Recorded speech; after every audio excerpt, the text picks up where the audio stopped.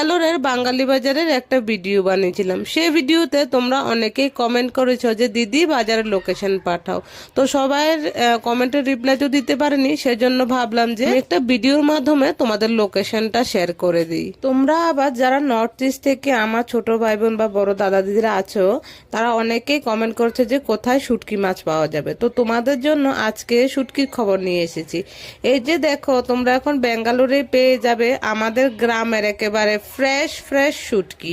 আছে লোটে শুটকি, বিভিন্ন ধরনের শীতল, চন্দনা শুটকি, আরো কত কি। একদম ত্রিপুরা থেকে ডাইরেক্ট এখানে আনানো হয়। তো তোমরা নিতে চাইলে অবশ্যই নিচে দেওয়া নাম্বারে কন্ট্যাক্ট করতে পারো এবং পেয়ে যেতে পারো তোমার ফ্রেশ ফ্রেশ পছন্দের শুটকি। তো যাই হোক, এই বাজারটা ছিল HL মার্কেট। এটা আমাদের এখান থেকে প্রায় 2 ঘন্টা দূরে। তো আমরা গেছিলাম রবিবার। কচু শাক থেকে শুরু করে পাট শাক, গন্ধরাজ লেবু, কাঁঠালের বীজ, লতি, আরো কত কিছু ছিল বলে শেষ করতে পারবো না।